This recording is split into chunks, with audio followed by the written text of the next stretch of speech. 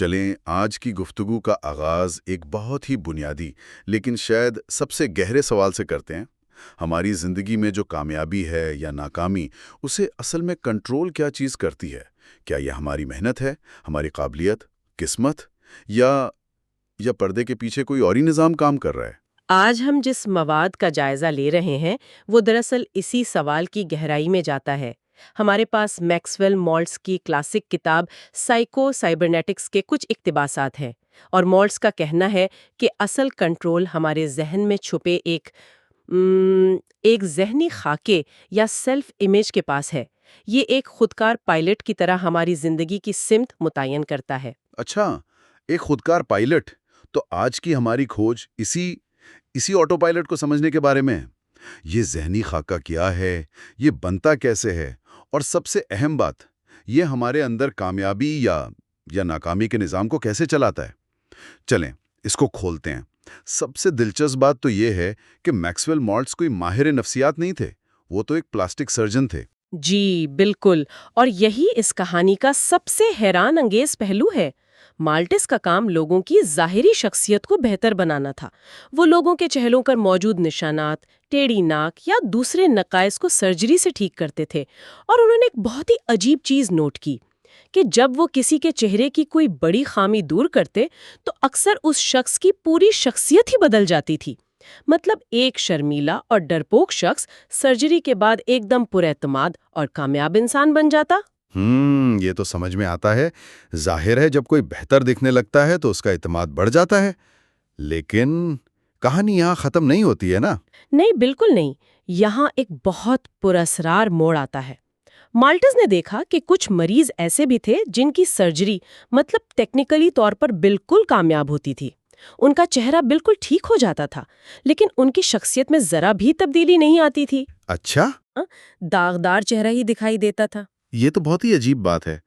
یعنی ان کے چہرے کا زخم تو بھر گیا تھا، لیکن کوئی اور زخم تھا جو اب بھی باقی تھا۔ بالکل، اور یہی مالٹس کو وہ دریافت ہوئی جس نے اس کتاب کو جنم دیا۔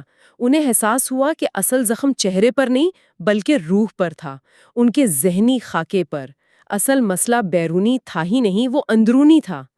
انہوں نے نتیجہ اخذ کیا کہ بیرونی تبدیلی تب تک مکمل طور پر بے معنی ہے جب تک انسان کا اپنے بارے میں اندرونی تصور اس کا ذہنی بلو پرنٹ نہ بدلے۔ تو یہیں سے انہوں نے انسانی ذہن کے کام کرنے کے طریقے پر تحقیق شروع کی، اور انہوں نے سائبرنیٹکس کے اصولوں کو انسانی نفسیات پر لاگو کیا۔ یہ سائبرنیٹکس، یہ کیا چیز ہے؟ سننے میں تو بہت تکنیکی لگتا ہے۔ نہیں، یہ اتنا پیچیدہ نہیں ہے جتنا سننے میں لگتا ہے۔ سائبرنیٹکس بنیادی طور پر خودکار نظاموں کا علم ہے۔ اس کی بہترین مثال ایک گائیڈڈ میزائل یا ٹورپیڈو ہے۔ آپ ٹورپیڈو کو ایک ہدف دیتے ہیں اور پھر اسے چھوڑ دیتے ہیں، وہ خود بخود اپنی سمت درست کرتا ہے۔ صحیح۔ اگر وہ ہدف سے تھوڑا دائیں ہو جائے تو اس کا اندرونی نظام اسے واپس بائیں طرف لے آتا ہے۔ اگر وہ ہوا کی وجہ سے اوپر چلا جائے تو نظام اسے نیچے لے آتا ہے۔ وہ مسلسل اپنی غلطیوں سے سیکھتا ہے اور آخر کار ہدف تک پہنچ جاتا ہے۔ اچھا، تو ایک مشین جو خود بخود اپنے ہدف کی طرف بڑھتی ہے، لیکن اس کا انسانی دماغ سے کیا تعلق؟ مالٹس نے کہا کہ ہمارا دماغ اور اعصابی نظام بالکل اسی طرح کام کرتا ہے۔ یہ ایک انتہائی پیچیدہ اور شاندار سرو میکانزم ہے، یعنی ایک خودکار ہدف کی طرف بڑھنے والی مشین۔ اور سب سے اہم بات یہ ہے کہ یہ مشین مکمل طور پر غیر جانبدار ہے، امپرسنل ہے۔ اسے اچھے یا برے، مثبت یا منفی سے کوئی غرض نہیں۔ یہ صرف اس ہدف کی طرف کام کرتی ہے جو ہم اسے دیتے ہیں۔ ایک منٹ، یہ بہت گہری بات ہے۔ تو آپ کہہ رہے ہیں کہ ہمارے اندر ایک نظام ہے جو ہر وقت کسی نہ کسی ہدف کی طرف کام کر رہا ہے، چاہے ہم اس سے واقف ہوں یا نہ ہوں۔ بالکل، اگر ہم اسے کامیابی کے اہداف دیں، جیسے میں ایک پراعتماد مقرر ہوں یا میں یہ امتحان پاس کر سکتا ہوں، تو یہ کامیابی کا نظام بن جاتا ہے، اور ہماری تخلیقی صلاحیتوں کو استعمال کرتے ہوئے اس ہدف کو حاصل کرنے کے راستے تلاش کرنا شروع کر دیتا ہے۔ اور اگر ہم اسے منفی اہداف دیں؟ تو یہی نظام پوری ایمانداری سے ناکامی کا نظام بن جاتا ہے۔ اگر ہدف ہے مجھ سے کبھی کچھ نہیں ہوگا یا لوگ مجھے پسند نہیں کرتے، تو وہ اس بات کو سچ ثابت کرنے کے لیے حالات پیدا کرنا شروع کر دیتا ہے۔ لیکن یہ اہداف آتے کہاں سے ہیں؟ ہم شعوری طور پر تو خود کو ناکامی کے اہداف نہیں دیتے ہیں نا؟ بہت اچھا سوال ہے۔ یہ اہداف ہمارے اسی ذہنی خاکے یا سیلف امیج سے آتے ہیں۔ ہمارا ذہنی خاکہ ہمارے اس سروائیو میکانزم کے لیے ایک ماسٹر پروگرام کی طرح ہے۔ اگر کوئی ہدف ہمارے بنیادی ذہنی خاکے سے مطابقت نہیں رکھتا تو ہمارا اندرونی نظام اسے مسترد کر دیتا ہے۔ مثال کے طور پر؟ مثال کے طور پر، اگر کسی کا ذہنی خاکہ یہ ہے کہ میں ہمیشہ غریب رہوں گا اور وہ امیر بننے کی کوشش کرتا ہے نا، تو جب بھی اسے کامیابی ملنے لگتی ہے نا، اس کا اندرونی نظام اسے سبوتاج کر دے گا، کیونکہ یہ کامیابی اس کے بنیادی پروگرام سے میل نہیں کھاتی۔ وہ لاشعوری طور پر ایسے فیصلے کرے گا جس سے وہ واپس اپنی پرانی حالت میں آ جائے۔ تو اگر کسی کا ذہنی خاکہ منفی ہے جو اسے کامیابی سے روک رہا ہے، تو کیا وہ ہمیشہ کے لیے اس پروگرامنگ میں پھنسا رہے گا؟ اسے کیسے بدلا جا سکتا ہے؟ کہ اس ذہنی خاکے کو دوبارہ پروگرام کرنے کا سب سے طاقتور ذریعہ ہے تخلیقی ذہنی تصویر کشی، یا سیدھے الفاظ میں تخیل، امیجنیشن۔ وہ ایک بہت ہی دلچسپ بات کہتے ہیں، اگر آپ کچھ یاد کر سکتے ہیں، کسی چیز کی فکر کر سکتے ہیں، یا اپنے جوتے کا تسمہ باندھ سکتے ہیں، تو آپ سائیکو سائبرنیٹکس میں کامیاب ہو سکتے ہیں۔ ہاں، یعنی یہ صلاحیت ہر انسان میں فطری طور پر موجود ہے۔ بالکل۔ اس کی کوئی عملی مثال؟ یہ صرف پازیٹیو سوچنے جیسا تو نہیں لگتا۔ یہ پازیٹیو سوچ سے کہیں زیادہ گہرا ہے۔ اس کی بہترین مثالیں کھلاڑیوں کی ہیں، جیسے عظیم گولفر جیک نکلس۔ وہ بتاتے تھے کہ وہ کوئی بھی شاٹ مارنے سے پہلے اپنے ذہن میں اس کی ایک مکمل، واضح اور رنگین فلم چلاتے تھے۔ وہ نہ صرف یہ دیکھتے تھے کہ گیند کہاں گرے گی، بلکہ وہ اس کا پورا راستہ، ہوا میں اس کی گردش اور اس کے زمین پر گرنے کے بعد کا اچھال، سب کچھ اپنے ذہن میں دیکھتے تھے۔ واہ! وہ کہتے تھے کہ ان کے 80% شاٹس پہلے ان کے ذہن میں کامیاب ہوتے تھے، پھر حقیقت میں۔ یہ ایک بہت طاقتور خیال ہے، لیکن یہاں ایک سوال پیدا ہوتا ہے۔ تخیل تو ٹھیک ہے، لیکن اگر کسی کا ذہن بچپن سے ہی یہ ماننے پر پروگرامڈ ہو کہ میں یہ نہیں کر سکتا، تو کیا صرف تصور کرنا کافی ہوگا؟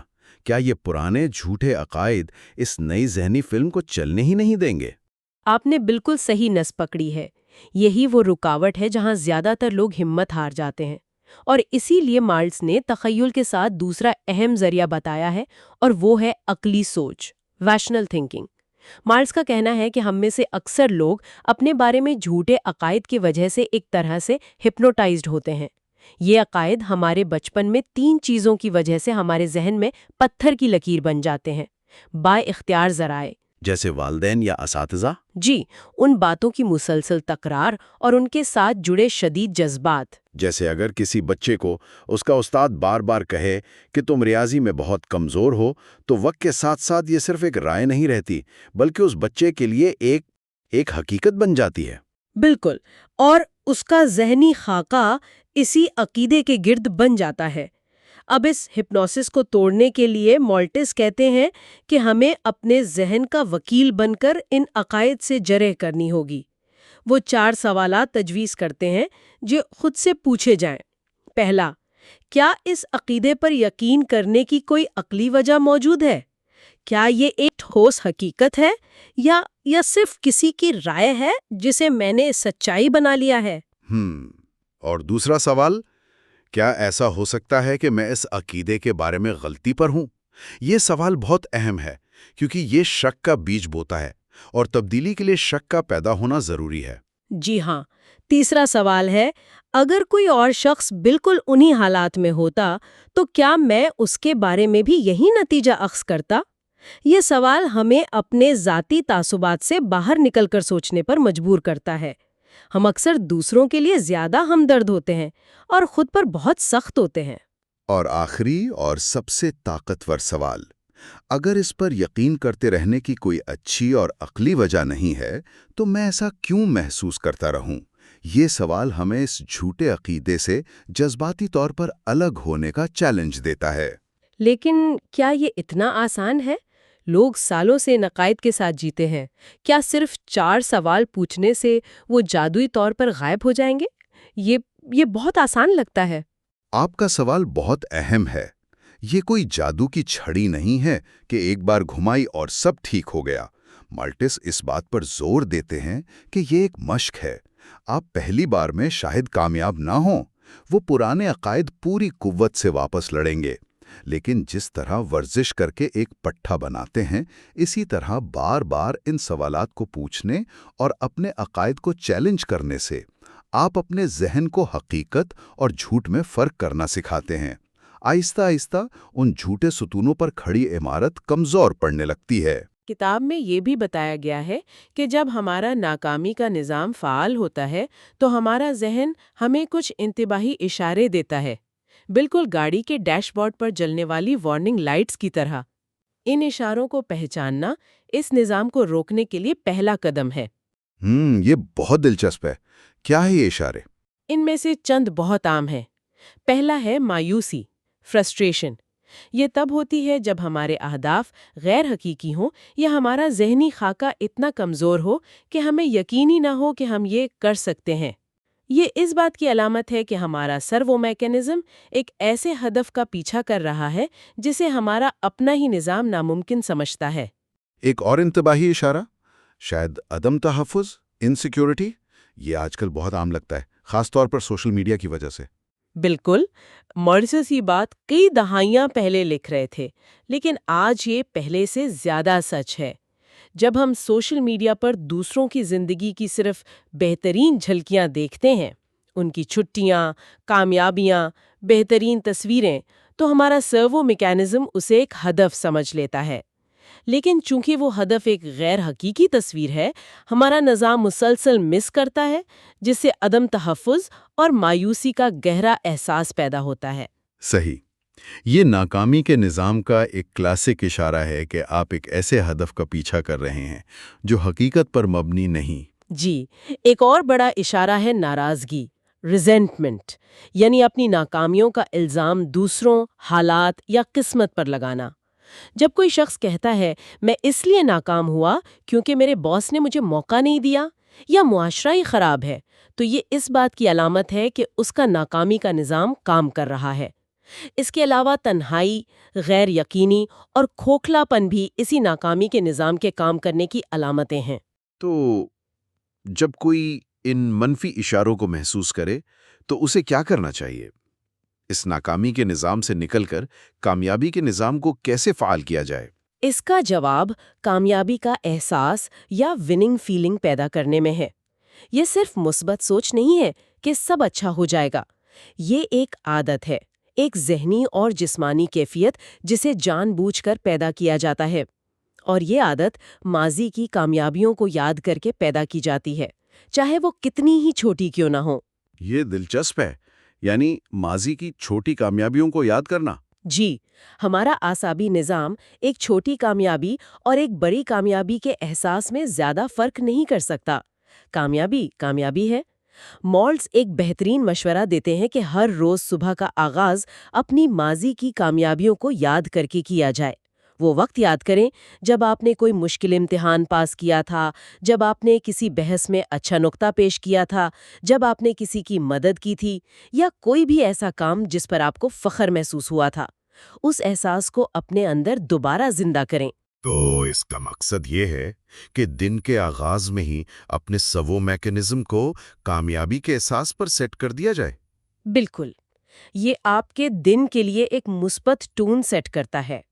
ये आपके अंदरूनी निज़ाम को बताता है कि तुम एक कामयाब शख्स हो, और फिर वो निज़ाम उस दिन कामयाबी के मज़ीद मौक़े तलाश करना शुरू कर देता है। छोटी फतूहात बड़ी फतूहात की राह हमवार करती हैं। और इसका एक और पहलू आपने बुहरान का जिक्र किया था। जी, बुहरान को देखने का नज़रिया। जो लोग दबाव में बेहतरीन कारकर्दगी दिखाते हैं, वो बुहरान को खतरे के बजाय एक चैलेंज या मौके के तौर पर देखते हैं। जब कोई मुश्किल सूरत हाल आती है, तो नाकामी के निज़ाम वाला शख्स सोचेगा सब खत्म हो गया, जबकि कामयाबी के निज़ाम वाला शख्स सोचेगा ये एक मौका है खुद को साबित करने का। वो जानते हैं कि एक नाकामी जिंदगी का खात्मा नहीं, वो इसे कहानी का एक बाब समझते हैं, पूरी किताब नहीं। उन्हें यकीन होता है कि अगला एक्ट हमेशा मुंतज़िर होता है।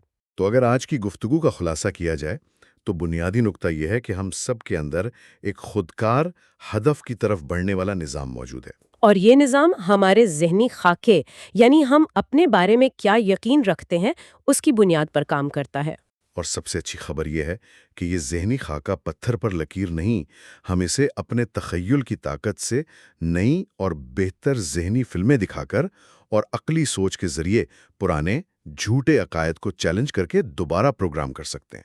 ہم ماضی کی کامیابیوں کو یاد کر کے کامیابی کا احساس پیدا کر سکتے ہیں تاکہ یہ طاقتور نظام ہمارے لیے کامیابی لائے، ناکامی نہیں۔ مالٹس کا ایک بہت ہی خوبصورت جملہ ہے کہ شخصیت کوئی ایسی چیز نہیں جو ہم حاصل کرتے ہیں، بلکہ یہ وہ چیز ہے جو ہمارے اندر سے آزاد ہوتی ہے۔ ہم ایک بہتر شخصیت بناتے نہیں، بلکہ اپنی اصلی پر اعتماد شخصیت پر لگے جھوٹے عقائد اور خوف کے پردے ہٹاتے ہیں۔ اور اسی نقطے پر غور کرنے کے لیے ایک خیال چھوڑے جاتے ہیں، کیا ہماری سب سے مستند اور طاقتور شخصیت کوئی ایسی چیز ہے جسے بہت محنت سے بنانا پڑتا ہے، یا وہ پہلے سے ہی ہمارے اندر موجود ہے، بس اسے ان زنجیروں سے آزاد کرنے اور ظاہر ہونے کا موقع دینے کی ضرورت ہے جو ہم نے خود ہی اس پر ڈال رکھی ہیں؟